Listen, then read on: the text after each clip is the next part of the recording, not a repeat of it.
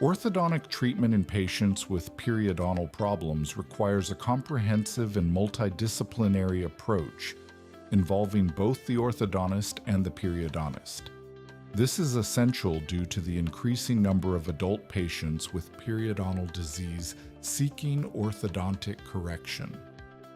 The key to success lies in proper planning and coordinated management of both treatments, considering the impact of orthodontics on periodontal tissues and ensuring adequate hygiene throughout the entire process. Periodontal disease, which includes both gingivitis and periodontitis, is characterized by inflammation and destruction of the supporting tissues of the teeth.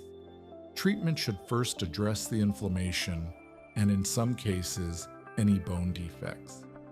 Regarding orthodontic treatment, orthodontics should not be performed during an active phase of periodontal disease, as it could exacerbate bone loss and tooth migration. Orthodontic treatment in these patients aims to improve tooth alignment and facilitate better oral hygiene, contributing to long-term periodontal stability.